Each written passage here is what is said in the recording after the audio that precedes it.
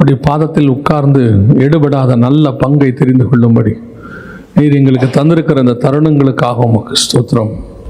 ஆண்டவரே, எங்களுக்கு நேரம் இருக்கும்போது, சமயம் இருக்கும்போது உடைய சமூகத்தில் உட்கார நீர் எங்களுக்கு தந்த சந்தர்ப்பத்திற்காக உமக்கு நன்றி.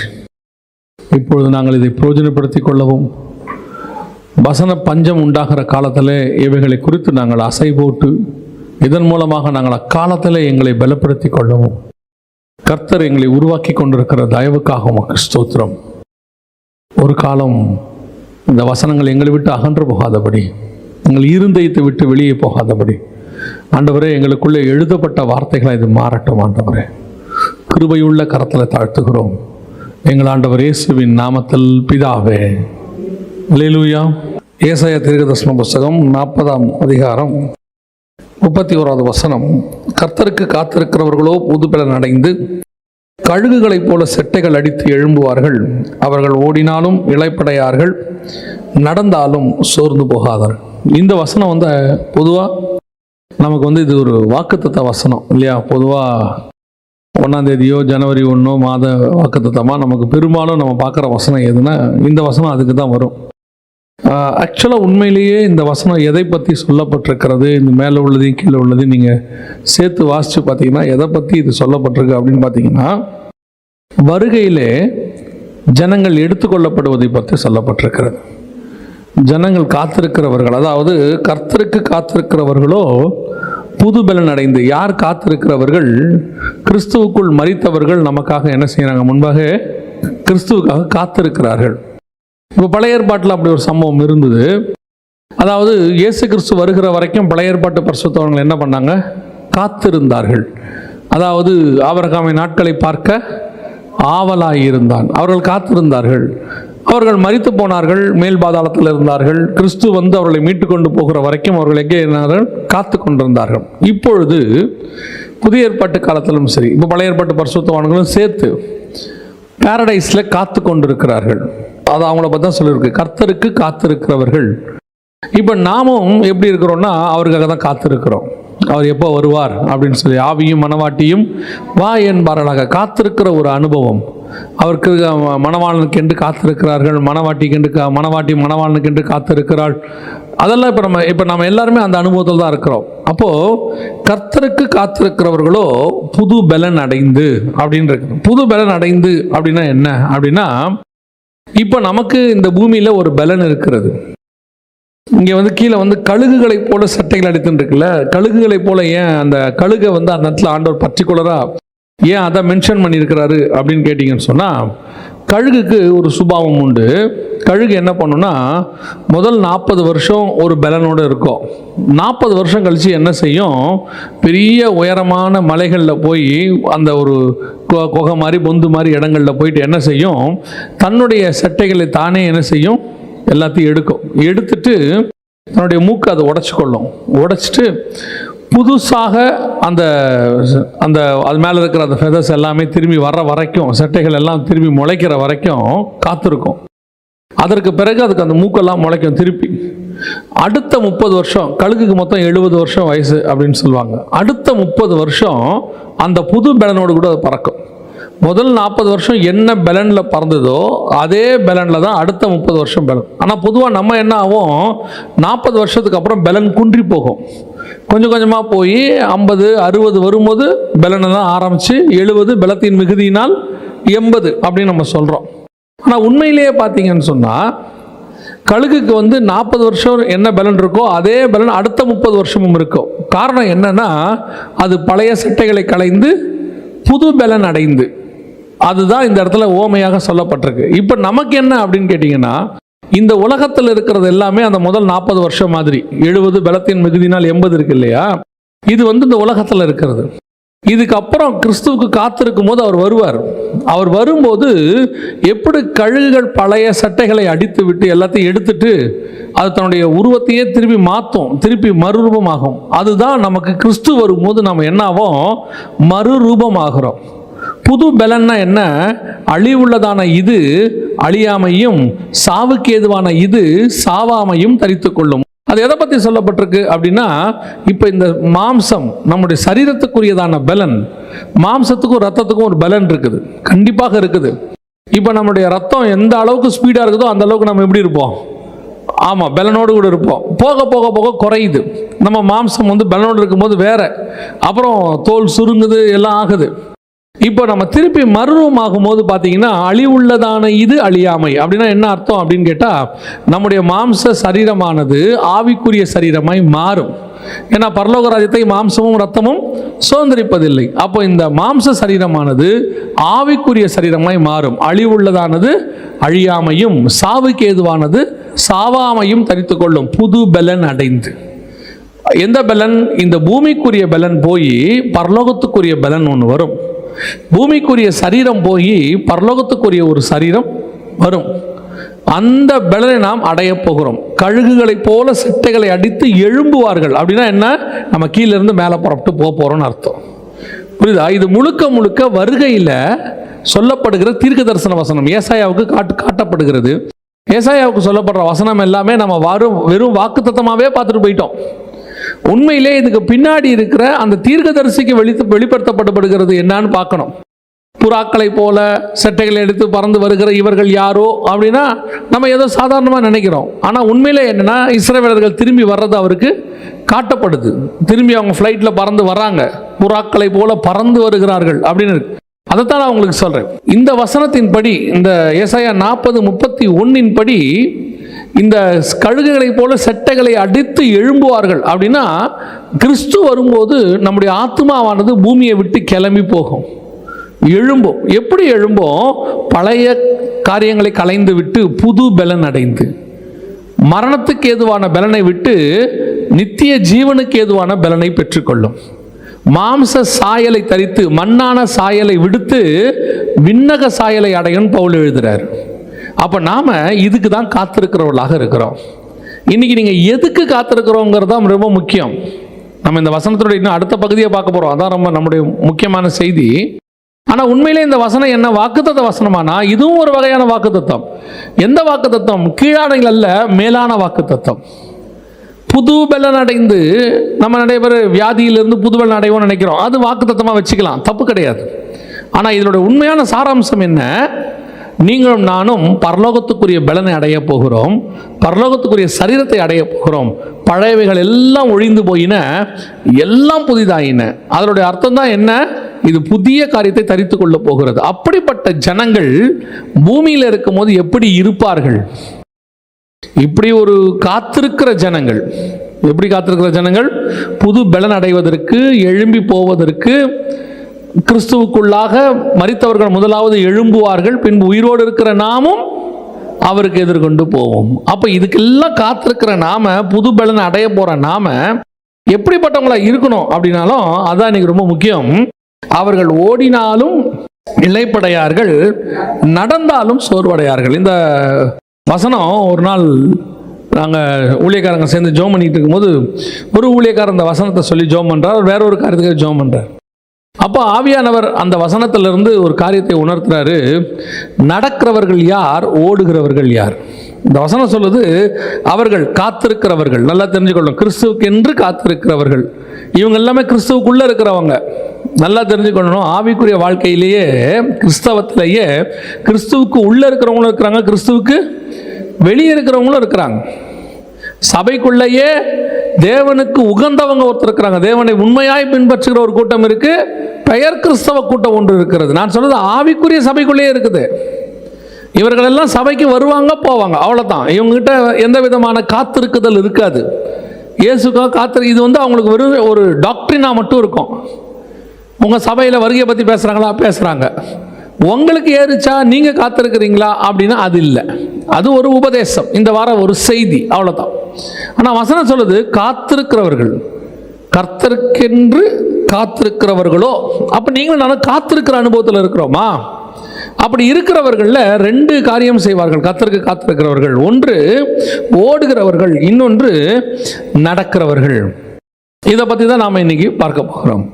இந்த ஓடுகிறவர்கள் யார், நடக்கிறவர்கள் யார் அப்படின்னு கேட்டிங்கன்னா, இது ரெண்டுமே ரெண்டு பிரமாணத்தை உடையவர்கள். அதாவது நியாய பிரமாணமும் சுயாதீன பிரமாணம். இன்னும் சொல்ல போனால் புதிய ஏற்பாடு, பழைய ஏற்பாடு. பழைய ஏற்பாட்டு பரிசுத்தவான்களும் இருக்கிறார்கள், புதிய ஏற்பாட்டு பரிசுத்தவான்களும் இருக்கிறார்கள். இந்த பழைய ஏற்பாட்டு பரிசுத்தவான்களுடைய பிரமாணம் முழுக்க நடக்கிறது தான். புதிய ஏற்பாட்டு பிரமாணம் முழுக்க ஓடுவது. புரியுதா?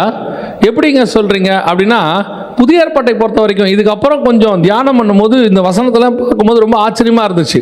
முதல்ல புதிய ஏற்பாட்டு பிரமாணத்துக்குரியவர்கள் எப்படிப்பட்டவர்களாக இருப்பாங்க? வாசிங்க, எபிரேயர்கள் நிருபம் 12ஆம் அதிகாரம் 1வது வசனத்தை வாசிங்கள். எபிரேயர் 12:1 வாசியுங்கள். ஆகையால் மேகம் போன்ற இத்தனை திரளான சாட்சிகள் நம்மை சூழ்ந்திருக்க, பாரமான யாவற்றையும் நம்மை சுற்றி நெருங்கி இருக்கிற பாவத்தையும் தள்ளிவிட்டு விசுவாசத்தை துவக்கிறவரும் முடிக்கிறவருமாய் இருக்கிற இயேசுவை நோக்கி நமக்கு நியமிக்கப்பட்டிருக்கிற ஓட்டத்தில் பொறுமையோட ஓடக்கடவும். நியூ டெஸ்ட்மென்ட் ஒரு ஓட்டம். பழைய ஏற்பாடு ஓட்டம் அல்ல, நடக்குதல். அது எப்படி நான் உங்களுக்கு பின்னாடி சொல்றேன். நியூ டெஸ்ட்மென்ட் என்பது ஓட்டம். இங்கே உங்களுக்கு நடக்கிறதுக்கான நேரமே இல்லை, ஓடுறதுக்கான நேரம் தான் இருக்குது. பொறுமையோடு கூட ஓடக்கணும், ஓடிட்டே இருக்கணும். அதனால தான் பவுல் சொல்றாரு, நல்ல போராட்டத்தை போராடினேன், ஓட்டத்தை முடித்தேன். என்னுடைய பிரயாணத்தை முடித்தேன் அல்ல, நான் நடக்கிற காரியத்தை முடித்தேன் அல்ல, நான் என்னுடைய போராட்டத்தை போராடினேன், ஓட்டத்தை முடித்தேன். அப்ப நியூ டெஸ்ட்மென்ட் என்பது ஒரு ஓட்டம். உங்களுக்கு எனக்கு ஒரு ஓட்டம் நியமிக்கப்பட்டிருக்கிறது. ஆனால் கர்த்தருக்கு காத்திருக்கிறவர்கள் என்ன செய்வாங்களாம்? ஓடினாலும் இளைப்படையார்கள். இளைப்படையாம ஓடணும். வசனம் அதுதான் சொல்லுது. அவர்கள் எப்படி செய்வாங்களாம்? இளைப்படையாமல் ஓடுவார்கள். எப்படி ஓடுவீங்க? கொஞ்சம் வசனத்தை எடுத்து தியானிச்ச போது ரொம்ப ஆச்சரியமா இருந்துச்சு. ரெண்டு வசனத்தை ஆண்டவர் ஞாபகப்படுத்தினாரு. அதற்கு பிறகு ஒவ்வொரு வசனமா எடுத்து பார்க்கும் போது ரொம்ப ஆச்சரியமான ஒரு விஷயம். நல்லா கவனிச்சு பாருங்க. அப்போஸ்தலர் படிகள் 21ஆம் அதிகாரம் 1வது வசனம் வாசிங்க. 21:1 வாசிங்க. நாங்கள் அவர்களை விட்டு பிரிந்து புலம்பெயர்ந்த பின்பு நேராய் ஓடி. அப்போஸ்தலர்களுடைய ஊழியத்தை நல்லா கவனிங்க. அப்போஸ்தலர் படிகள் முழுக்க எப்படி இருக்குதுன்னு பாருங்க. அதுலயே 3வது வசனம், சீரியா நாட்டுக்கு ஓடி. யாருமே நடந்தே போல பாருங்க. ஏன் அவன் நடந்து போகணும்னு எழுதலாம்ல? நாங்கள் அது வழியாக கடந்து போனோம், நடந்து போனோம் இப்படி எழுதலாம்ல? அந்த வசனத்தை நல்லா அடுத்து வாசிங்க. அப்போஸ்தலர் படிகள் 8ஆம் அதிகாரம் 30வது வசனம். அப்போஸ்தலர் 8:30 ஓடி போய் சேர்ந்து. அடுத்து 14ஆம் அதிகாரம் 6ஆம் வசனம் 14:6 சுற்றுப்புறங்களுக்கு ஓடி போய். அடுத்து 16:11 துரோவாவில் கப்பல் ஏறி சமோத்திராக்கே தீவுக்கும் மறுநாளிலே நெயாபோலி பட்டணத்துக்கும் நேராய் ஓடி. அவங்க ஓடிட்டே இருக்கான் பாருங்க. லைஃப் ஃபுல்லா அவன் 8ஆம் அதிகாரத்தில் ஆரம்பிக்கிறான், 27ஆம் அதிகாரம் வரைக்கும், மொத்தம் 28 அதிகாரம் அப்போஸ்தலர் படிகள். 27ஆம் அதிகாரம் வரைக்கும் யாரை வேணாலும் எடுத்துக்கொள்ளுங்க, பவுல் எடுத்துக்கொள்ளுங்க, பிலிப்பு எடுத்துக்கொள்ளுங்க, அல்லது மற்ற அப்போஸ்தலர் எடுத்துக்கொள்ளுங்க, ஓடிட்டே இருந்திருக்கிறான். ஓட்டம் ஓட்டம் ஓட்டம். இந்த ஓட்டத்தை அவங்க முடிக்கவே இல்லை. அவன் ஓட்டத்தை முடிச்சான், அடுத்தவன் தொடங்குறான். பவுல் முடிக்கிறான், திமோத்தேயு தொடங்குறான், திமோத்தேயு முடிக்கிறான், அடுத்தவன் தொடங்குறான். இப்படி தொடங்கி தொடங்கி இப்போ யாருக்கிட்ட சேர்ந்துருக்குது? நம்ம கிட்ட சேர்ந்துருக்குது. இப்படி ஓடுறாங்களே. ஓடும்போது வசனம் சொல்லுது, கர்த்தருக்கென்று காத்திருக்கிறவர்கள் ஓடினாலும் இளைப்படையார்கள். இளைப்புனா என்ன? ரெஸ்ட், டயர்டஸ், அப்படியே மூச்சு வாங்குறது. அவனுக்கு மூச்சு வாங்காதுங்குது. ஓடினா என்ன ஆகாது? ஏங்க ஓடினா மூச்சு வாங்குங்க. அதானுங்க இயற்கை, அதுதானுங்க நார்மல் ப்ரொசீஜர். ஒரு ஓட்டம் 100 மீட்டர் 9 செகண்டில் 8 செகண்டில் ஓடுறான் ஒருத்தன், உலக ரெக்கார்டு பண்ணுறான்னா, முடிக்கும் போது அவனுடைய ஓட்டத்தை முடிக்கும் போது அந்த நிமிஷம் பாருங்க என்ன செய்கிறான்? மூச்சு வாங்குது, நிற்கிது, அப்படி மூச்சு வாங்குறான். ஆனால் வசனம் சொல்லுது, ஓடுகிறவனுக்கு என்ன ஆகாது? இளைப்படையாது. இளைப்பு அடையவே அடையாது. அந்த ஓட்டம் அப்படித்தான் ஓடணும் கிறிஸ்துவுக்கு காத்திருக்கிறவர்கள். உனக்கு நடுவில் ரெஸ்ட் என்பதே கிடையாது. நீ ஒரு இடத்துல சோர்ந்து போய் இளைப்படைகிறதுக்கான காரியம் வரவே வராது. காரணம், கர்த்தர் உனக்கு வச்சிருக்கிற ஓட்டம் அப்படிப்பட்ட ஓட்டம். நீ ஓடும் போது எப்படி ஓடுவ? எனக்கு ஒன்று ஓட்டம் நியமிக்கப்பட்டிருக்கிறது, அதன் முடிவை நோக்கி நான் ஓடுகிறேன். அந்த முடிவில் யார் நிற்கிறா? இயேசு நின்றுட்டு இருக்கிறார். ஏன்னா வசனம் சொல்லுது, இயேசுவை நோக்கி ஓடக்கடவோம். என்னுடைய ஓட்டத்தினுடைய முடிவு எது? அதுதான் உனக்கு இளைப்பாறுதலை கொண்டு வரும். ஏன் அவன் மூச்சு வாங்குறான் தெரியுமா? உசைன் போல்ட் ஓடும் போது முடியும் போது அவனுக்கு கோல்டு மெடல் கிடைக்கும், சந்தோஷம். ஆனால் மூச்சு வாங்கும். நீங்க ஓடுறீங்க, உங்களுடைய ஓட்டம் எதை நோக்கி ஓடுது? 28 வயசு வரைக்கும் கல்யாணத்தை நோக்கி ஓடுது, 20-22 வயசு வரைக்கும் வேலையை நோக்கி ஓடுது, ஒரு 20 வயசு வரைக்கும் படிப்பை நோக்கி ஓடுது, கிடைக்குது, ஆனா மூச்சு வாங்குது. ஏன்?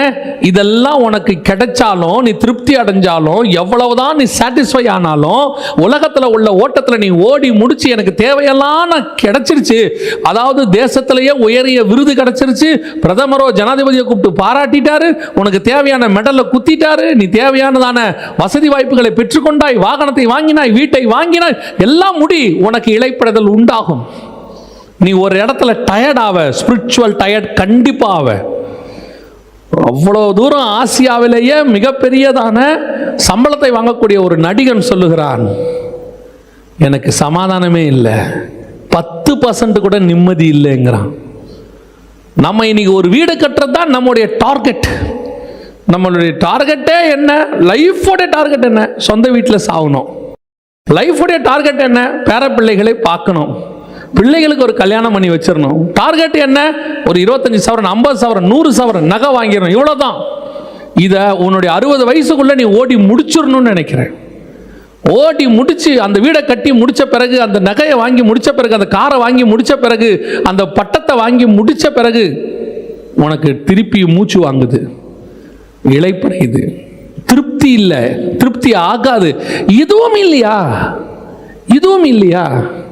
எபிரேயர் நிருபம் 11ஆம் அதிகாரம் 9, 10, 11 வாசிங்க. விசுவாசத்தினாலே அவன் வாக்குத்தத்தம் பண்ணப்பட்ட தேசத்திலே பரதேசியை போல சஞ்சரித்து அந்த வாக்குத்தத்தத்திற்கு உடன் சுதந்திரராகிய ஈசாக்கோடும் யாக்கோபோடும் கூடாரங்களிலே குடியிருந்தான்.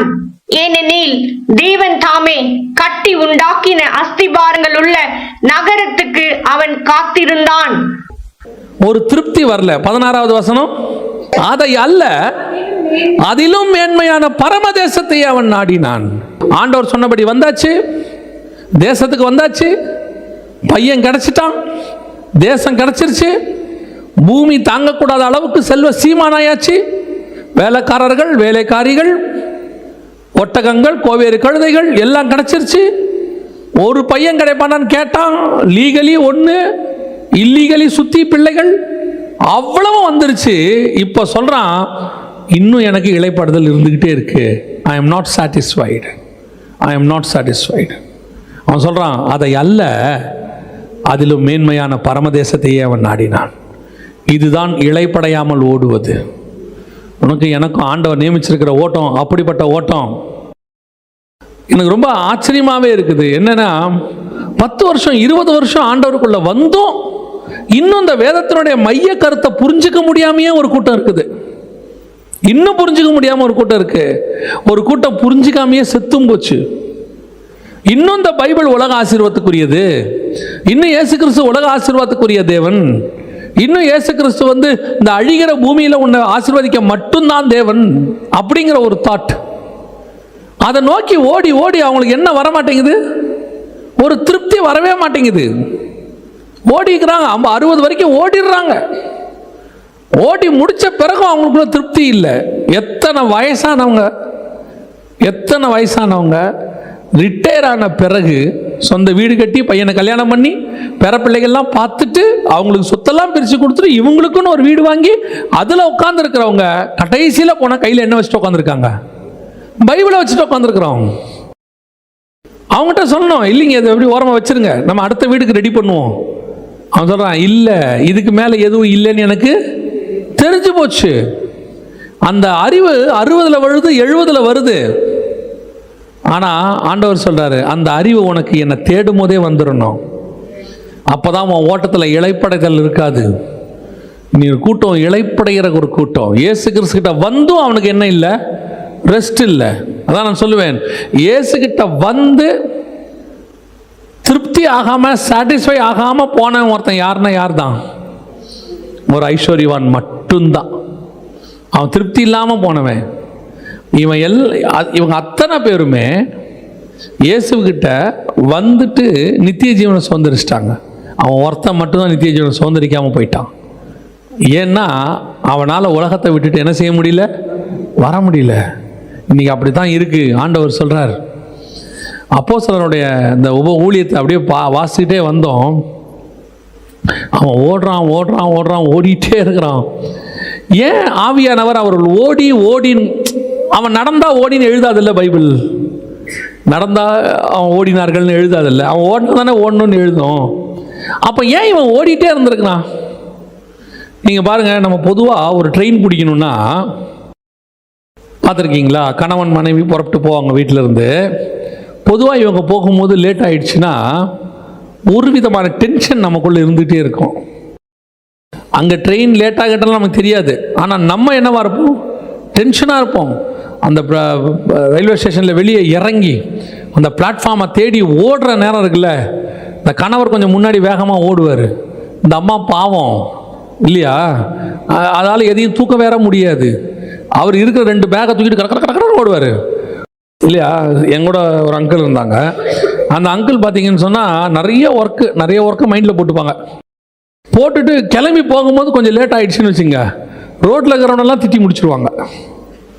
குறுக்கலை வரான் பார், நேராக வரான் பார், நரகத்துக்கு போகிறவன் பார், இப்படியே சொல்லிகிட்டே வருவாங்க, திட்டிகிட்டே வருவாங்க. சரி ஓகே ரைட்டு போயிட்டோம். போனால் இவர் வேகமாக எழுந்து வரும், வா சீக்கிரம் வா. அந்த ட்ரெயின் நம்ம கண்ணுக்கு தெரியும். அதுக்கப்புறம் வேகம் இன்னும் ஆகும். ஏன்னா அனௌன்ஸ்மெண்ட் கொடுப்பான், இன்னும் சற்று நேரத்தில் புறப்பட போகிறது, கிட்டுன்னு ஓடி. இதே மாதிரி லைஃப் லாங் இருந்தால் எப்படி இருக்கும்? லைஃப் லாங் இப்படியே வேலைக்கும் காலையில் கிட்டுன்னு ஓடி ப்ரெஷர் ஏறி இருக்கு பாருங்க. ஏறினவங்க தானே சொல்ல முடியும், இல்லாதவங்கள சொல்ல முடியும் இல்லையா? இல்லை நம்ம என்ன விரும்புகிறோம்? ஒரு பீஸ்ஃபுல்லாக ஒரு 10 நிமிஷம் முன்னாடி போய் உட்காந்துக்கணும். அப்போ தான் நமக்கு வந்து என்னவா இருக்குது, பீஸ்ஃபுல்லாக இருக்கும். சிலர்லாம் பார்த்தீங்கன்னு சொன்னால் 11 மணிக்கு ஃப்ளைட்டுன்னா 9 மணிக்கே உள்ளே உட்காந்துருப்பேன். இப்படி நான் பார்த்துருக்குறேன். இந்த வேகமாக ஏதோ ஒரு நாள் ஓடுகிற நமக்கே இவ்வளோ பரபரப்பாக இருக்குது. அடுத்த தடவை தீர்மானிக்கிறோம், இப்படி நம்ம போகக்கூடாது, கொஞ்சம் முன்னாடியே வந்துடணும். ஆனால் இவன் வாழ்நாள் முழுக்க என்ன பண்ணியிருக்கிறான்? ஓடிட்டே இருக்கான், ஓடி. அப்போ இந்த ஓட்டத்துக்கு பின்னாடி ஏன் ஆவியானவர் ஓடின்னு வச்சிருக்கிறாருன்னா, இவன் எப்படி இருந்தாலும் ஓடிக்கிட்டு தான் இருப்பான் இவன். ஏன்னா என்ன அர்த்தம்னா, என் கையில் ஒன்று கொடுக்கப்பட்டிருக்கிறது வேலை, இதை அவர் வரத்துக்குள்ள நான் கொண்டு போய் சேர்த்துடணும் எல்லாருக்கும். எனக்கு நடக்கிறதுக்கு நேரம் இல்லை, எனக்கு ஓடுறதுக்கு தான் நேரம் இருக்குது. என் கையில் இருக்கிற காஸ்பல், என் கையில் சபை ஸ்தாபிக்கப்பட வேண்டியிருக்கு, உலகத்துக்கே நான் சுவிசேஷம் சொல்ல வேண்டி இருக்குது. அந்த பொறுப்பு முதலாவது அப்போஸ்தலர் கையில் இருந்துச்சு. அவன் நினைக்கிறான், நான் நடந்தானா வேலைக்காகாது, நான் ஓடிட்டு தான் இருக்கணும். நான் ஓடினா தான் இதை கொண்டு போய் சேர்க்க முடியும். ஓடுறான் பாருங்க. அந்த ஓட்டத்தை கர்த்தர் உங்களுக்கு எனக்கு இன்னைக்கு நியமிச்சிருக்கிறார். இன்னைக்கு இருக்கிற குரூப் எப்படி இருக்குது? கையில் இருக்கு. அதாவது நான் சொல்றது நல்லா தெரிஞ்சுக்கொள்ளுங்க. மோட் ஆஃப் மீடியமை பற்றி நான் பேசலை. அன்றைக்கி அவங்க நேரில் போய் சொன்னாங்க, அதனால் ஓடினாங்க. இன்றைக்கி தான் நம்ம வந்து என்ன செய்கிறோம், யூடியூப்பில் பேசுகிறோம், ஃபேஸ்புக்கில் பேசுகிறோம். அதனால் நம்மளும் இவ்வளோ பரபரப்பாக இருக்கணுமா? நான் பரபரப்புன்னு சொல்கிறது ஃபிசிக்கலி இல்லை, ஸ்பிரிச்சுவலி. என் கையில் ஒரு பொறுப்பு இருக்கிறது. எனக்கு எவ்வளோ வயசுன்னு எனக்கு தெரியாது, இயேசு எப்போ வருவாருன்னு தெரியாது. அவர் வருவதற்குள்ளாகவோ அல்லது நான் மரிப்பதற்குள்ளாகவோ எனக்கு கொடுக்கப்பட்ட வேலையை நான் முடித்துவிட்டு மேலே போக வேண்டும். எப்போ எனக்கு முடியும் தெரியாது, எப்போ முடிப்பேன்னு தெரியாது. Who am I to make a decision? நான் எப்படி முடிவெடுக்க முடியும்? நான் எனக்கு கொஞ்சம் நாளைக்கு வேலை செய்கிறேன், செஞ்சு முடிச்சுட்டு அப்புறமா கொஞ்சம் நாள் கழிச்சு நான் என்ன செய்கிறேன், நான் கொஞ்சம் சாட்டிஸ்ஃபை ஆன பிறகு அல்லது நான் கொஞ்சம் ரிலாக்ஸ் ஆன பிறகு கொஞ்சம் ரெஸ்ட் எடுத்துட்ட பிறகு அப்புறமா போய் நான் அந்த மினிஸ்ட்ரியை செய்கிறேன்னு சொல்கிறதுக்கு who am I? நான் எப்படி அந்த முடிவெடுக்க முடியும்? என் கையில் கொடுக்கப்பட்டிருக்கிற பொறுப்பு. ஒரு நாள் கூட தூங்குவதற்கான நேரம் இல்லை எனக்கு. ஒரு நாள் கூட நான் ரெஸ்ட் எடுப்பதற்கான நேரம் இல்லை. ஓடிட்டே இரு. அந்த எண்ணம் இருக்கிறவன் தான் கர்த்தருக்கு காத்திருக்கிறவன். ஒரு கூட்டம் என்ன சொல்ல ஆரம்பிச்சிருச்சு, டேக் ரெஸ்ட், இளைப்படை, நல்லா கொஞ்ச நாள் ரெஸ்ட் எடு. நல்லா ஓடிட்ட, 3 நாள் ஓடுறியா, நல்லா மீட்டிங் போயிட்டு வரியா, ஒரு 2 நாள் நல்லா ரெஸ்ட் எடுங்க, அப்ப எடுத்தாதான் நீங்க ஓட முடியும். இந்த எண்ணத்தை பவுலும் தீமோத்தேயும் சீலாவும் எடுத்திருந்தால் உன் கைக்கும் என் கைக்கும் பாதி புக்கு கூட வந்திருக்காது. இன்னைக்கு சுவிசேஷம் ஸ்தாபிக்கப்பட்டிருக்காது. அவனுக்குள்ள ஒரு வைராகியம் இருந்துச்சு. நான் சாகறதுக்குள்ள டோட்டலா கவர் பண்ணி. நேற்று பாடம் படிச்சோம் அலெக்சாண்டரை பத்தி. யோசிச்சு பாருங்க, அவனுக்கு எவ்வளோ வயசுன்னு தெரியாது. தான் வயசு, நான் சாவதுக்குள்ள உலகத்தை பிடிக்கணும்னு நினைச்சான். ஆனால் அவனுக்கு இருந்ததே 33 வயசு தான். 33 வயசுக்குள்ள 70% உலகத்தை பிடிச்சிட்டான். அலெக்சாண்டர் என்ன நினைச்சிருப்பான் தெரியுமா? ஒருவேளை சாகும்போது நல்ல வேலை பிடிச்சிட்டேன், நான் இன்னும் வயசு இருக்குன்னு நினச்சி லேட்டாக ரெஸ்ட் எடுத்திருந்தேன்னா, ஒவ்வொரு இடத்துக்கு முடிச்சுட்டு ஒரு 4 வருஷம் 3 வருஷம் அந்த ஊரில் ரெஸ்ட் எடுப்போம், பின்னாடி யுத்தத்துக்கு போவோம், இப்போ தான் ஒரு யுத்தத்தை முடிச்சிருக்கோம், we will take rest. அப்படி நான் நினச்சிருந்தேன்னா உலகம் என் கைக்கு இன்னைக்கு வந்திருக்காது. உலகம் என் கைக்கு ஏன் வந்துச்சு தெரியுமா? நான் குதிரையிலேயே தூங்குகிறவன், நான் போகிற இடத்துல தூங்குறவன். நெப்போலியனை யாரை பற்றி சொல்லுவாங்க, அவர் குதிரையிலே தான் தூங்குவாராம், அப்படியே படுத்து. அவர் போய் ரெஸ்ட் எடுங்க அவர் சொல்லுவாராம், ஏன்னா என் கையில் இருக்கிற யுத்தம் அவ்வளோ முக்கியமானது, நான் ஓடி முடிக்க வேண்டிய தூரம் அதிகம். இன்னைக்கு கிறிஸ்தவர்களுக்குள்ள அந்த வெறி இல்லை. ஏதோ ஞாயிற்றுக்கிழமை வர்றது, உட்கார்றது, ஒரு செய்தியை கேட்கறது, ஆசீர்வாதமான வாக்குத்தத்தத்தை கேட்கறது, ஒரு 10 வருஷம் ஆண்டவருக்குள்ள இருந்த உடனே ஏதோ கொஞ்சம் உண்மையை பார்த்து கர்த்தர் ஒரு வீடு கொடுக்குறாரு, ஒரு வாசல் கொடுக்குறாரு, பிள்ளைக்கு ஒரு நல்ல வேலை கொடுக்குறாரு, மாசம் மாசம் சம்பளம், சாட்டிஸ்ஃபைட், அவ்வளோதான். நீங்களும் நானும் இவ்வளவே, அவ்வளோதான். உங்களை கொண்டு ஆண்டவருக்கு எந்த பிரயோஜனமும் கிடையாது. நீங்கள் வந்தீங்க, உங்கள் லைஃப்பில் ஏதோ ஒரு ஆசீர்வாதத்தை பெற்றுக்கொண்டீங்க, திருப்தி அடைஞ்சிட்டீங்க. ஆனால் யார் இளைப்படைய மாட்டான் தெரியுமா? யார் ரெஸ்ட் எடுக்க மாட்டான் தெரியுமா? அவர் வர வரைக்கும் அல்லது நான் போகிற வரைக்கும் நான் ஓடிக்கொண்டே இருப்பேன். I never take rest. எனக்கு கொடுக்கப்படுகிற ஒவ்வொரு நாளையும் நான் யூஸ் பண்ணுவேன். நான் சொல்லுவேன், நீ, உன் குடும்பம், நீங்கள் எல்லாம் கிறிஸ்துவுக்குள் சந்தோஷமாக களியாட்டமாக இருக்க வேண்டும் என்றால் இந்த ஊழியத்துக்கு வர வேண்டிய அவசியம் கிடையாது. ஊழியத்துக்கு வராத, நல்ல விசுவாசியா இருந்துக்கோ, பிரச்சனையே கிடையாது. ஞாயிற்றுக்கிழமை ஒரு நாள் வாங்க, நல்ல ஆராதனை பண்ணுங்க, 1 மணி நேரம், ஒரு நல்ல ஒரு வாக்குத்தத்தத்தை வாங்கிக்கிங்க, குடும்பமாக உட்காந்து ஜெபம் பண்ணுங்க, டெய்லி ஒரு 1/2 மணி நேரம். அதோட அடுத்த ஞாயிற்றுக்கிழமை வாங்க போங்க. ஆனால் கிறிஸ்துவுக்கு என்று சாதிக்கணும்னு இந்த ஊழியத்துக்குள்ள வந்தவன் ஒரு நாள் கூட ரெஸ்ட் எடுக்கக்கூடாது. இங்கே நமக்கு ரெஸ்டே கிடையாது. நமக்கு ரெஸ்ட் இனி வருகிறதாக இருக்கிறது. புரியுதா? ஒவ்வொரு வேலைக்கு ஒவ்வொரு சுபாவம் இருக்கு. இப்போ சுரங்கத்தில் இறங்கி ஒருத்தன் வேலை செய்கிறான், அங்கே போகிறவனுக்கு நீங்கள் ஃபோன் பண்ணவே முடியாது. 11 மணிக்கு ஃபோன் பண்ணி நீங்கள் என்ன சாப்பிடுவீங்க அப்படின்னு அவங்ககிட்ட கேட்க முடியாது. யாருக்கிட்ட? சுரங்கத்துக்கிட்ட போகிறவங்ககிட்ட. ஏன்னா அவனுக்கு என்ன முடியாது, ஃபோன் பண்ண முடியாது. சுரங்கத்தில் இறங்குறவனுக்கு கூட அப்படி உண்டு. ஆனால் மேலே போயிருக்கிற மோசே திரும்பி வருவானா வரமாட்டானா கூட தெரியாது ஜனங்களுக்கு. அந்த அளவுக்கு அவன் தேவனோடு கூட இருக்கிறவன். அவனை கல்யாணம் பண்ணாலே ஒருத்தி, அவன் நிலைமை யோசிச்சு பாருங்க. மோசையை ஒருத்தி கல்யாணம் பண்ணால 40 நாள் மேகத்தில் போயிடுவார், ஒரு பாட்டு ஏறி மலைக்கு மேலே போயிடுவார். இந்த அம்மா என்ன பண்ணும், பிள்ளைய வச்சுக்கிட்டு கீழே. நம்ம அம்மா வந்தால் என்ன பண்ணோம், மூஞ்சை தூக்கிட்டு உட்காந்துருக்கோம். கீழே இறங்கி அந்த ஆளே 40 நாள் கழிச்சு வருவான். ஆண்டவரே என்ன பண்ணி அனுப்புவார், ஆண்டவர் என்ன பண்ணி அனுப்புவார், ஃபுல் ஸ்டஃப்பையும் போட்டு அனுப்பியிருப்பார். போய் ஜனங்களிடத்துல சொல், என்னதான் நீங்கள் ஆவியில் நிரம்பி கீழே வந்தாலும் மாம்சம் பலவீனமாக தான் இருக்கும். ஆமாம் தானே? நல்லா ஃபாஸ்டிங் பீரியடில் இருந்துட்டு வாங்க. வந்த உடனே என்ன, அவங்க ஊர் பக்கம் நாகர்கோவில் பக்கம்லாம் என்ன பண்ணுவாங்க தெரியுமா, உளுந்தங்கஞ்சி கொண்டு கொடுப்பாங்க ஃபாஸ்டிங் முடிக்கும் போது. ஏன் தெரியுமா? பாடி பயங்கர ஹீட்டாக இருக்கும். அதுக்கு மேலே மட்டன் கிட்டனை போட்டோம்னா குடலில் பொத்தல் விழுந்துடும். அதனால் என்ன பண்ணுவாங்கன்னா, முடிஞ்ச உடனே என்ன போடுவாங்க, கஞ்சி போடுவாங்க. எதுக்கு கஞ்சி ஊற்றுவாங்கன்னு கேட்டிங்கன்னா, அப்போ தான் குடல் கொஞ்சம் செட் ஆகும். என்னதான் நீ ஆவியில் இருந்துட்டு வந்தாலும் உன் மாம்சம் என்னவா தான் இருக்கும். அப்போ 40 நாள் கழிச்சு மோசே வரும்போது மாம்சம் எப்படி இருக்கும், பலவீனமாக இருக்கும். உனக்கு தெரிய வேணாமா மோசே மலைக்கு மேலே போனால் என்ன பண்ணுவான்னு? கீழே உட்கார்ந்துருக்கிற யோசுவாவுக்கு தெரியுது இல்லையா? இன்னைக்கு நிறைய சிப்போராளுக்கு தெரிய மாட்டேங்குது. ஏன் ஓடணும்? அவங்களாம் ஓடலையா? ஆரோன் ஓடலையா? எலியாசர் ஓடலையா? காலேப் சந்தோஷமா இல்லையா? உனக்கு மட்டும் என்ன மோசே வேண்டி கிடக்க மலைக்கு மேல 40 நாள் பிரேயராமா, உபவாசமாமா, ஊர்ல இல்லாத ஊழியத்தை பண்றாரு இவரு. ஆண்டவர் சொல்வார், விடுறா ஆண்டவரே, எனக்கு இப்படி ஒன்று கொடுத்தீங்களே, ஒரு 40 நாள் மேலே வாம்பாரு. மோசே எத்தனை 40 நாள் மேலே போயிட்டு வந்தான்? கர்த்தருக்கென்று காத்திருக்கிறவன் ஓடிக்கிட்டே தான் இருப்பான். அவன் ரெஸ்ட் எடுக்கவே மாட்டான், ரெஸ்ட் எடுக்கவும் கூடாது. வசனம் சொல்லுது, அப்போஸ்தலர்கள் ஓடிக்கொண்டே இருந்தார்கள். ஸ்ரீபிருத்திவுக்கு ஓடுறான், திரோவாத்துக்கு ஓடுறான், அங்க ஓடுறான், கப்பலை பிடிக்க ஓடுறான். ஏன் நான் ஓடுறேன்? எங்கிட்ட இருக்கிற விஷயம் அப்பேற்பட்டது. நான் நடந்தால் காரியம் ஆகாது, நான் ரெஸ்ட் எடுத்தால் காரியம் ஆகாது, நான் ஓடினால்தான் இதை கொண்டு போய் சேர்க்க முடியும். ஏன்னா பரலோகம் என்னை நம்பி ஒரு காரியத்தை கொடுத்திருக்கிறது. என் கூட இருந்த அத்தனை பேர்ல ஏன் பரலோகம் என்ன நம்புதுன்னா, நான் ஓடுவேங்கிற நம்பிக்கையில தான்.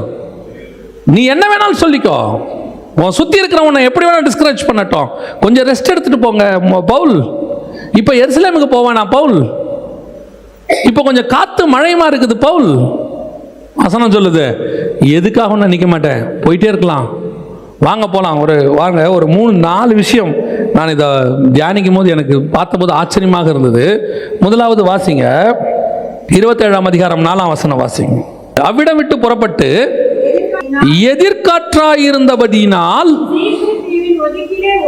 இப்ப என்ன காத்து அடிக்குது? எதிர்காற்று, எங்களை போக விடாமல் தடுக்கிற காத்து அடிக்குது. எதிர்ப்பு, பயங்கரமான எதிர்ப்பு. காற்று என்பது உங்க எல்லாருக்கும் தெரியும் நினைக்கிறேன், பிசாசினுடைய கிரியை. பைபிள் படி ஒரு சில பிசாசின் கிரியை காத்துக்கு ஒப்புமையா இருக்கு. அது வேணா நீங்க நோட் பண்ணி வச்சுக்கோங்க. எபேசியர்கள் நிருபம் 2ஆம் அதிகாரம் 1-2 வசனம் வாசிங்க. எபேசியர் 2ஆம் அதிகாரம் 1-2. அக்கிரமங்களினாலும் பாவங்களினாலும் மரித்தவர்களாயிருந்த உங்களை உயிர்ப்பித்தார். அவைகளில் நீங்கள் முற்காலத்திலே இவ்வுலக வழக்கத்திற்கேற்றபடியாகவும் கீழ்ப்படியாமையின் பிள்ளைகளிடத்தில் இப்பொழுது கிரியை செய்கிற ஆகாயத்து அதிகார பிரபுவாகிய ஆவிக்கேற்றபடியாகவும் நடந்து கொண்டீர்கள். ஆகாயத்து அதிகார பிரபு இங்கிலீஷ்ல என்ன இருக்குதுன்னு கேட்டீங்கன்னா, த பிரின்ஸ் ஆஃப் விண்ட்னு இருக்கும். ஆகாயத்து அதிகார பிரபு. அப்போ பிசாசு சில நேரத்தில் எதை யூஸ் பண்ணும்? காற்று. அவன் எதை வேணா யூஸ் பண்ணுவான், காற்றை யூஸ் பண்ணுவான், சமுத்திரத்தை. அதனால தான் ஆண்டவர் காற்றையும் கடலையும் அதட்டினார். சர்வ சிருஷ்டிக்கும் எஜமானவர். அவர் சிருஷ்டித்த காத்து அவருக்கு விரோதமாக எழும்புமா? எழும்பாது. தூதர்கள் காற்றுகளை போல இருக்கிறார்கள். அப்போ காற்று சில நேரத்தில் எதிர்காற்றுனா என்ன? எதிர் தூதர்கள், பிசாசின் கிரியை எதிர்த்து நிக்குது. ஆனா அப்போஸ்தலர் சொல்றான், பிசாசு எதிர்க்குது, நாம என்ன செய்ய முடியாது, அதுக்காக உட்கார முடியாது. ஓடு. எதிர்ப்பு இருக்குது, ஓடு ஓடு ஓடு. எதிர்ப்பு இல்லாம ஊழியம் இல்லையா? எதிர்ப்பு இல்லாம ஆவிக்குரிய வாழ்க்கை இல்லை. எல்லாமே சுமூகமா இருக்கணும், எல்லாமே பார்க்கறதுக்கு சாஃப்டா இருக்கணும். காலையில் எழுந்திரிச்ச உடனே எல்லாமே திறந்த வாசல், நைட்டு போகிற வரைக்கும் எல்லாம் சமாதானம்.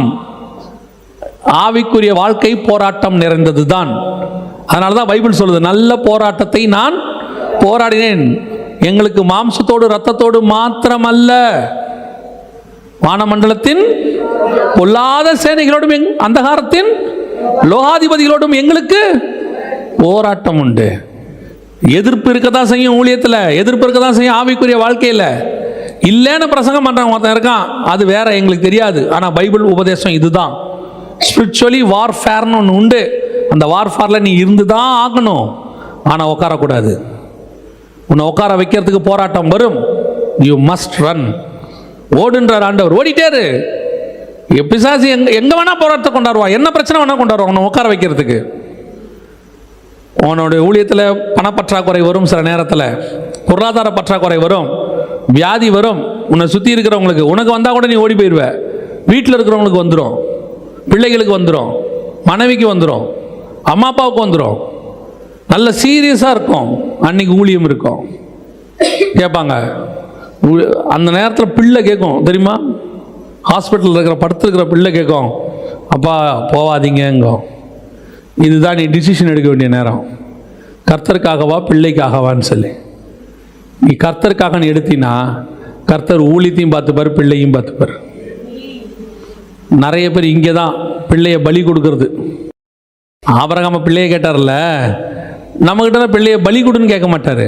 ஒரு ஜுரம் வந்துச்சு, என் கையில் ஒப்படைச்சிட்டு ஊழியத்துக்கு வரியா, இல்லை பிள்ளை கையில் ஊழியத்தை ஒப்படைச்சிட்டு அங்கேயே உட்காந்துருக்கியா? இதான் ஆண்டவருடைய கேள்வி.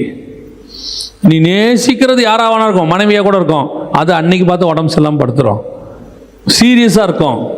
அந்த நேரம் சொல்லும், கொஞ்சம் இருங்க, நீங்கள் கொஞ்சம் பக்கத்தில் இருந்தால் கொஞ்சம் நல்லா இருக்கும். அந்த அம்மாவோடைய கேள்வி இயல்பு, மனித இயல்பு. ஆனால் உனக்குரிய போராட்டம் ஆவிக்குரிய போராட்டம். அதான் எதிர்ப்பு. உன் கூட இருக்கிறவங்க மட்டும் அதை புரிஞ்சுக்கிறவங்களா இருந்துட்டாங்கன்னா, நீங்கள் 2 பேரும் தான் சேர்ந்து ஓடுகிறவர்கள். சேர்ந்து ஓடுறவங்கன்னா 2 பேர் தான். சில நேரத்தில் சில ஆவிக்குரிய ஊழியக்காரருடைய மனைவிகளை நான் பார்த்து அவங்களுடைய சாட்சிகளை படிச்சிருக்கிறேன். ஒரு ஊழியக்காரருடைய மனைவி கர்ப்பமாக இருக்கும் பொழுது அவங்க ஜெப வீட்டில் ஜெபிக்கும் போது, அப்போல்லாம் கட்ட அடுப்பு தான், 40 வருஷத்துக்கு முன்னாடி ஜெபிக்கும் போது அனல் அடித்து வயிற்றில் உள்ள பிள்ளை செத்து போச்சு. கட்ட அடுப்பு அந்த உட்காந்துருந்து அவங்க சமைக்கிறாங்க, அடிக்குது. அவங்க அதை சாதாரணமாக எடுத்துக்கிட்டாங்க. 2-3 நாள் கழித்து பார்த்தா மூமெண்ட் எதுவுமே இல்லை. அப்புறம் பார்த்தா பிள்ளை செத்து போச்சு. அப்போது கணவன் சொல்கிறாரு, அம்மா இந்த மாதிரி இந்த பிள்ளையை கர்த்தர் ஏன் எடுத்தாருன்னு தெரியல, நமக்கு பிள்ளை இல்லை போல, ஊழியத்துக்கு தடையாக இருக்கும் போல, நமக்கு ஊழியத்துக்கு பிள்ளை இல்லாமல் வாழுவோமா? அந்த அம்மா சொல்லிச்சா, ஊழியம்தான்பா முக்கியம், ஆண்டவர் நமக்கு நிறைய பிள்ளைகளை கொடுப்பாரு. அந்த சபையில் அவங்க சாகும்போது கிட்டத்தட்ட 80,000 பேர் இருந்தாங்க. எதுக்கு சொல்கிறேன்னு தெரியுமா? சில நேரத்தில் நீ ஓடுறதுக்கான முடிவை நிற்க வைக்கிறதுக்கு பிசாசு சில எதிர்ப்புகளை ஏற்படுத்துவோம்.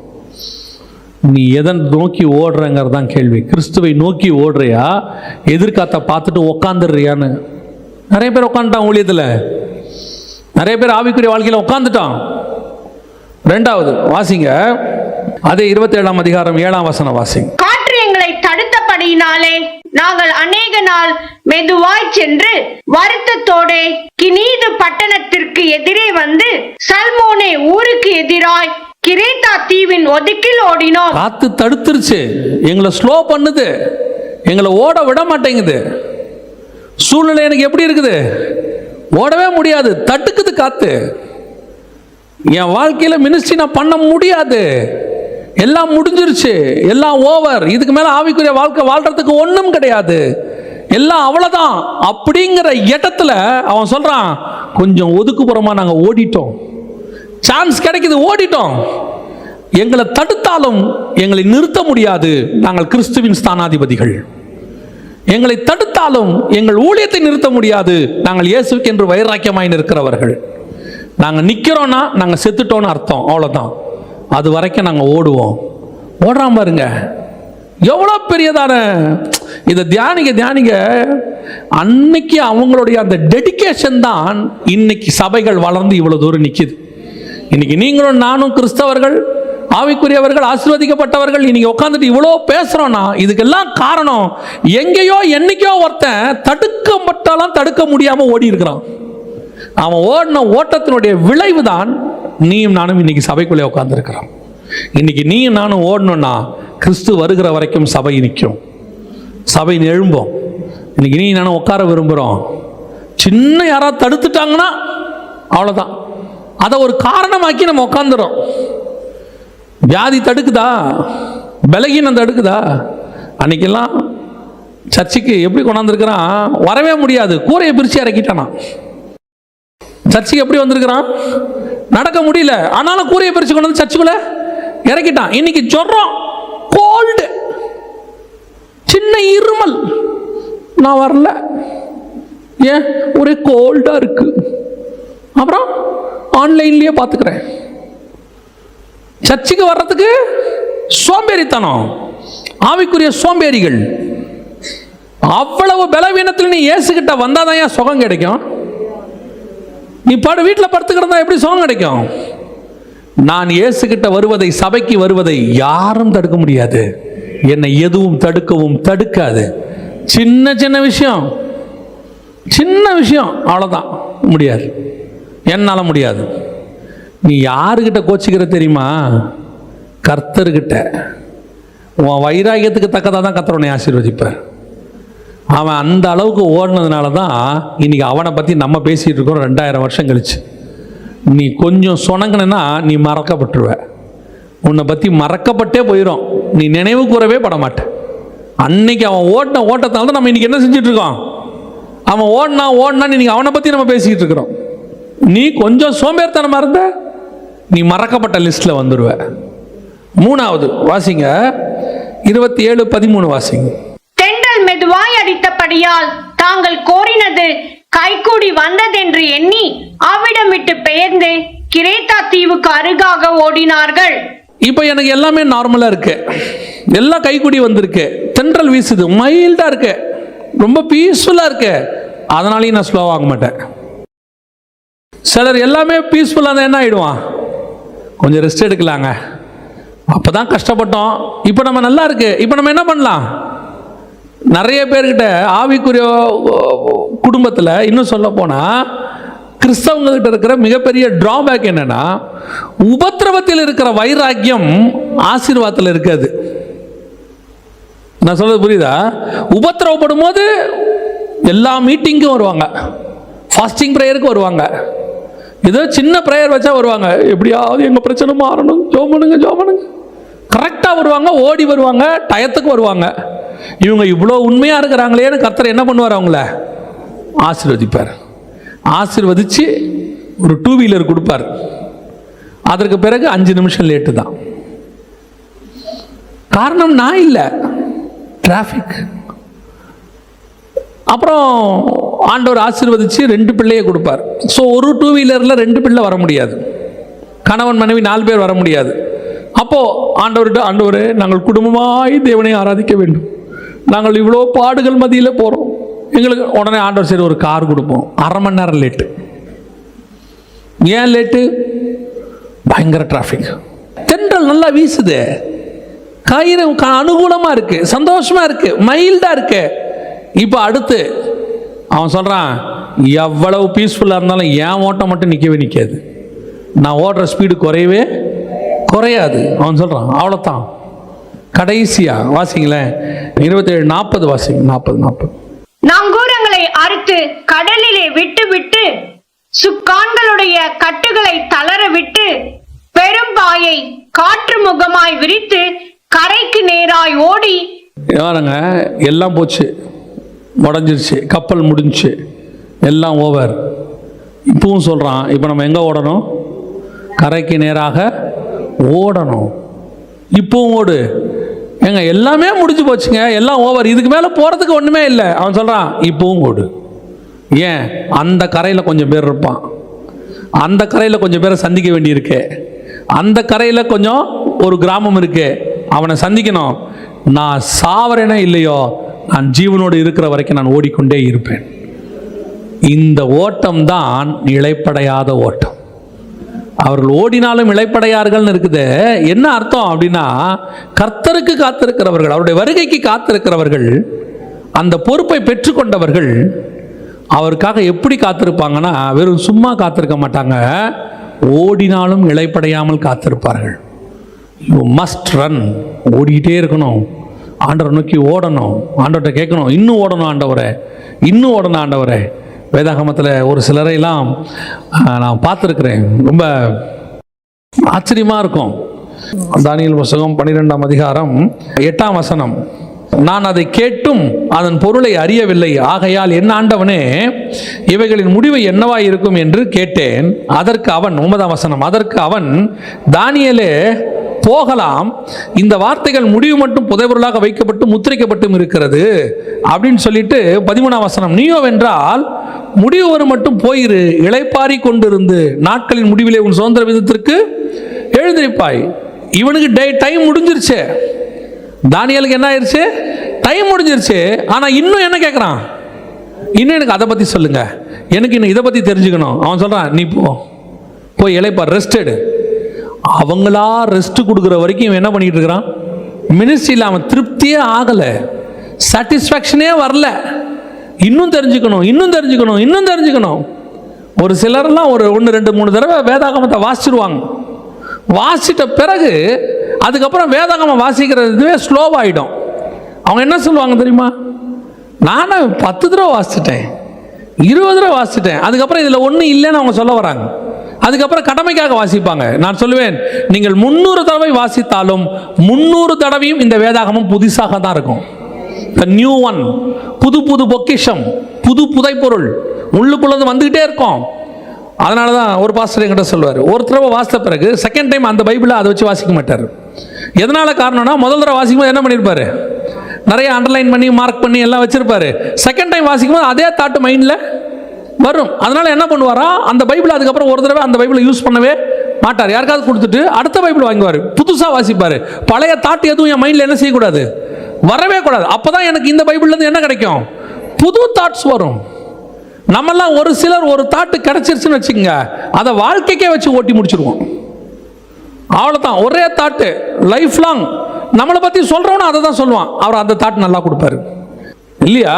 அதைத்தான் சொல்கிறேன். ஏன் இது புது ஊற்று, ஒவ்வொரு நாளும் இதிலிருந்து புது புது விஷயங்கள் வந்துகிட்டே இருக்கும். யாருக்கு வரும், இளைப்படையாமல் ஓடுகிறவனுக்கு வரும். ஆண்டவர்கிட்ட டெய்லி கேட்குறவனுக்கு டெய்லி வசனம் வேணும், இன்னும் வேணும், புதுசாக வேணும், நான் இன்னும் ஓடணும், இன்னும் ஆண்டவர் கூட நிற்காம ஓடிட்டே இருக்கணும். ஒவ்வொரு நாளும் புது புது அனுபவம் இந்த வேதாகமத்தில் உண்டு. ஒவ்வொரு நாளும் புது புது அனுபவம் தேவ சமூகத்தில் உண்டு. மோசையை பாருங்க, நான் ஏற்கனவே உங்களுக்கு சொல்லியிருக்கிறேன், முச்செடியில் பார்த்த மகிமை நம்ம வாழ்நாளுக்கே கிடைக்காத மகிமை. ஆனால் அவன் அதில் திருப்தியே ஆகலை. அடுத்து கேட்குறான், உங்களுடைய மகிமையை பார்க்கணும். ஆண்டவர் மலைக்கு மேலே கூட்டிகிட்டு போகிறாரு. அப்புறம் அவராக ஒரு இடத்துல சொல்கிறாரு, உன்னை கண்டு ஜனங்கள் பயப்படும்படிக்கு நான் என்னுடைய மகிமையெல்லாம் கொண்டு வந்து நிறுத்துவேன். அது ஒரு மகிமை. ஜனங்க மலைக்கு கீழேயே போக முடியல, ஆனால் இவன் மலைக்கு மேலே போய் மேகத்துக்குள்ளேயே போயிட்டான். இவ்வளவும் பார்த்துட்ட மோசே திருப்பி ஆண்டவர்கிட்ட கேட்குறான், நான் உன்னுடைய மகிமையை பார்க்க வேண்டும். யோசித்து பாருங்க, அவனுக்குள்ள அந்த தேவ சமூகத்தில் அடைகிற அந்த அனுபவத்தில் அவனுக்கு என்னவே வரல, ஒரு திருப்தி வரல, சாட்டிஸ்ஃபேக்ஷன் வரல. இன்னும் இருக்கு ஆண்டவரே, இன்னும் இருக்கு ஆண்டவரே. அதான் மகிமையின் மேல் மகிமை அடைந்து. ஒரு இடத்துல நீ ரெஸ்ட் எடுக்க ஆரம்பிக்கிற, டயர்ட் ஆகிற, போதும் தோணுது, சாட்டிஸ்ஃபை ஆகிற, இல்லை இதுக்கு மேலே வேணான்னு நினைக்கிறேன்னா நீ காத்திருக்கிற அனுபவத்திலேருந்து விலகுறேன்னு அர்த்தம். காத்திருவன் தான் எப்படி இருப்பான், ஓடினாலும் இளைப்படைய மாட்டான், இளைப்படையாமல் ஓடுவான்னு அர்த்தம். எப்போ நீ ஒரு இடத்துல ரெஸ்ட் எடுக்கணும், போதும், திருப்தி, அது ஆவிக்குரிய வாழ்க்கையிலே உலக பிரகாரமாகும். எப்படியோ நீ கர்த்தருக்குள்ள எப்போ ஒரு சாட்டிஸ்ஃபேக்ஷன் உனக்கு வருதோ அன்னைக்கு நீ காத்திருக்கிற அனுபவத்தை விட்டு போயிட்டேன்னு அர்த்தம். அவர்கள் மகிமையின் மேல் மகிமை அடைந்து, பரிசுத்தம் உள்ளவன் இன்னும் பரிசுத்தமாக, இன்னும் போயிட்டே இருக்கணும். என் ஜேர்னி முடியாது முடியாது முடியாது, இன்னும் வேதத்தினுடைய தியானிச்சுக்கிட்டே இருப்பேன், இன்னும் வெளிப்பாடு கிடைக்கும், புதுசு புதுசாக கிடைக்கும், இன்னும் யாரும் கேட்காத வார்த்தைகள் கிடைக்கும், எனக்கு கிடைக்கும் அப்படின்னு நீ தோண்டிக்கிட்டே இருக்கணும். உட்காந்து நல்லா வேலை செஞ்சுக்கிட்டே இருக்கிறவன் பாருங்க, டாக்டரே சொல்றார், நல்லா நடந்துக்கிட்டே இருக்கு. ஏன், நீ நடந்துக்கிட்டே இருந்தால் பிளட் சர்க்குலேஷன் இருந்துகிட்டே இருக்கும். பிளட் சர்க்குலேஷன் இருந்துகிட்டே இருந்தால் வியாதி வராமல் இருக்கும். முதல்ல வியாதியோட ஸ்டார்டிங் பாயிண்ட் நீ உட்கார ஆரம்பிச்சேன்னு அர்த்தம். இப்போ ஏன் நிறைய வியாதி, எல்லாம் உட்காந்து வேலை பார்க்குறான்னு அர்த்தம். நிறைய ஆஃபீஸ் எல்லாம் உட்காந்து வேலை பார்க்க ஆரம்பித்த பிறகு என்ன ஆயிடுச்சு, வியாதி அதிகமாயிருச்சு. எல்லாம் களத்தில் இறங்கி வேலை செஞ்சுக்கிட்டு இருந்தான், அப்போ அவனுக்கு என்ன வரல, வியாதியே வரல. எல்லாம் நல்ல வேலை பார்த்துட்டு வியாதி வரல, உட்காந்து பார்க்க ஆரம்பிச்சா வியாதி வர ஆரம்பிச்சிருச்சு. இப்போ ஆண்டவர் அதான் சொல்றாரு, உட்காராத, நல்லா ஓடு, ஆவிக்குரிய வாழ்க்கையில் ஓடிக்கிட்டே இரு. ஸ்பிரிச்சுவலி நான் சொல்றேன், ஸ்பிரிச்சுவலி நீ ஓடிக்கிட்டே இரு, உன் வாழ்க்கையில் உனக்கு என்ன வராது, ஸ்பிரிச்சுவலி வியாதியே வராது. ஸ்பிரிச்சுவலி சொல்றேன், வியாதியே வராது. உன் ஆவிக்குரிய வாழ்க்கை வியாதிப்படாமல் உற்சாகமாய், இன்னும் வைராகியமாய், இன்னும் அதிக பலத்தோடு கூட தேவ சமூகத்தில் ஓடிக்கொண்டே இருக்கும். அல்லேலூயா. கர்த்தருக்கு காத்திருக்கிறவர்கள் ஓடினாலும் இளைப்படையார்கள். இதில் ரெண்டாவது பகுதி இருக்குது, என்னது, நடந்தாலும். சரி, அது இப்போ நம்ம பார்க்க முடியாது, நேரம் முடிஞ்சிருச்சு.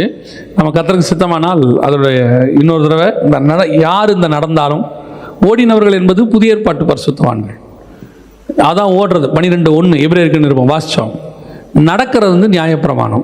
பழைய ஏற்பாட்டில் யார் யாரெல்லாம் ஆண்டவர் நடக்க சொன்னார், நீங்கள் வேணால் போய் தியானிங்க. அதை பற்றி நம்ம கர்த்தருக்கு சித்தமானால் இன்னொரு முறை பார்க்கலாம். நம்ம ஜெபம் பண்ணுவோமா தேவ சமூகத்தில்? கண்களை மூடுவோமா? Thank you Holi spirit. நன்றி ஆவியானவரே, கொடான கொடி ஸ்தோத்திரங்கள் துதிகளை ஏறெடுக்கிறோம். அப்பா, உடைய மகிமையுள்ள கரத்தில் எங்களை தாழ்த்துகிறோம். எல்லாம் ஒப்பு கொடுத்து ஜெபம் பண்ணுவோமா? நாம் கர்த்தருக்கு காத்திருக்கிறவங்க, புது பலன் அடைவதற்காக காத்திருக்கிறோம். அப்படின்னா அவர் வர்ற வரைக்கும் இளைப்படையாமல் ஓடணும், பலத்தோடு இருக்கணும். அதான் இயேசு சொல்றார், நான் வருமளவும் உனக்குள்ளதை பற்றி கொண்டிரு. அதனால தான் ஆண்டவர் நம்மளை கொண்டு போய் வைக்கும் போது 7ஆம் அதிகாரம் வெளிப்படுத்தின விசேஷம் சொல்லுது, இவர்கள் யார்? ஆட்டுக்குட்டியின் ரத்தத்தினாலே தங்கள் வஸ்திரங்களை தோய்த்து வெளுத்தவர்கள். இவர்கள் இனி பசி அடைவதும் இல்லை, தாகம் அடைவதும் இல்லை, வெயிலில் உஷ்ணமாவது அவர்கள் மேல் படுவதும் இல்லை. ஏன்? இங்கேயே அவர்கள் இளைப்படையாமல் ஓடினாங்க, அங்கேயும் அவர்கள் இளைப்படையவே மாட்டார்கள். அங்கே இளைப்பாறுதல் பெறுவார்கள், ஆனால் இளைப்படைய மாட்டார்கள். இளைப்பாறுதலை பெறுவார்கள். God will take you to the eternal life, eternal rest. தேவ சமூகத்தில் உங்களை ஒப்பு கொடுத்து, ஆண்டவரே நான் நித்திய ஜீவனை பெற ஓடுறேன் ஆண்டவரே, நான் உட்காந்துடக்கூடாதுப்பா, நான் சோர்ந்துடக்கூடாது ஆண்டவரே, நான் இழப்படைஞ்சிடக்கூடாது ஆண்டவரே, எந்த இடத்திலும் நான் ஆண்டவரே பலவீனப்பட்டு போயிடக்கூடாது ஆண்டவரே. எத்தனையோ பேர் அப்படி பலவீனப்பட்டு போயிட்டாங்க ஆண்டவரே. நாங்கள் உமக்கென்று காத்திருக்கிறவர்கள், நாங்கள் என்ன ஓட்டம் ஓடினோம், ஓடிட்டே இருக்கணும் ஆண்டவரே. தென்றல் வீசினாலும் ஓடணும், புயல் அடித்தாலும் ஓடணும், யார் தடுத்தாலும் ஓடணும், எதுவுமே இல்லை மரணம்தான்னு நிர்ணயம் பண்ணாலும் நான் கரையை நோக்கி ஓடுவேன். அந்த கரையில் கொஞ்சம் பேர் இருக்கிறாங்க, அவங்கள சந்திச்சுட்டு நான் சாவேன். பாம்பு கடித்தாலும் நான் ஓடுவேன். அதனால தான் பவுல் சொல்கிறான், பசியோ பஞ்சமோ பட்டயமோ நிர்வாணமோ நாசமோசமோ கிறிஸ்துவின் அன்பை விட்டு என்னை பிரிப்பவன் யார்? ஏன் அந்த அன்பு என்னை ஓட வச்சுக்கிட்டே இருக்குது. இயேசுவை நோக்கி ஓட கடவோம், ஓடிக்கிட்டே இருக்கும். இயேசுவை நோக்கி ஓடு. You never take rest. நீ எங்கேயாவது ஒரு இடத்துல ஒரு திருப்தி உனக்கு வருதுன்னா நீ காத்திருக்கிற அனுபவத்தை விட்டு போறேன்னு அர்த்தம். ஆவிக்குரிய வாழ்க்கையில் கூட சொல்றேன், நான் ஊழியத்தில் மட்டும் சொல்ல, ஆவிக்குரிய வாழ்க்கையிலையும் சொல்றேன். ஆண்டவர் உனக்கு எல்லாம் உன்னை சுற்றிலும் அமைதலாக வச்சுட்டாரு. சாலமோன் காலத்தில் எல்லாம் அமைதலாக இருந்தது, சாலமோனுக்கு வீழ்ச்சி வந்தது. யுத்தம் பண்ணிக்கிட்டே இருந்த தாவீது விழாம இருந்தான். உப்பரைக்கின் மேல் இளைப்பாற கொண்ட கொஞ்சம் நடந்தான், வீழ்ச்சி வந்துருச்சு. நடந்துகிட்டே இருக்கிற வரைக்கும் உனக்கு வீழ்ச்சி வராது. ஓடிக்கிட்டே இரு, ஓடிக்கிட்டே இரு. அவன் நடந்தான் பழைய ஏற்பாட்டில், புதிய ஏற்பாட்டில் நீ ஓடு. ஏன்னா உன் கையிலையும் என் கையிலையும் கொடுத்துருக்கிற பொறுப்பு அப்பேற்பட்டது. நடந்தா நீ அது போய் சேர முடியாது, நடந்தா போய் சேர முடியாது, ஓடினா தான் சேர முடியும். நம்ம ஜெபிக்க போகிறோம். ஆண்டவர் சமூகத்தில் ஒப்பு கொடுக்க விரும்புகிறவங்க ஒப்பு கொடுத்து, ஆண்டவரே நான் ஓட தொடங்குகிறேன் ஆண்டவரே, என் ஓட்டம் நல்ல ஓட்டமாக இருக்கட்டும், போராட்டம் நேர்ந்த ஓட்டம் தான், ஆனால் நான் ஓடுவேன் ஆண்டவரே, என்னை எதுவுமே தடுக்காது. ஒப்பு கொடுப்போமா? எங்கள் சர்வ வல்லமை உள்ள தகப்பனே, செபித்து கொண்டிருக்கிற ஒவ்வொருத்தருக்காய் நான் செபிக்கிறேன் அப்பா. மகிமை உள்ள கரத்தில் தாழ்த்துகிறோம்.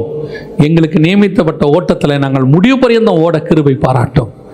எதுவும் எங்களை தடுக்காதபடி பாதுகாத்துக் கொள்ளும். மகிமையுள்ள கரத்தில் எங்களை தாழ்த்துகிறோம் ஆண்டவரே, எங்கள் ஆண்டவர் இயேசுவின் நாமத்தில் பிதா.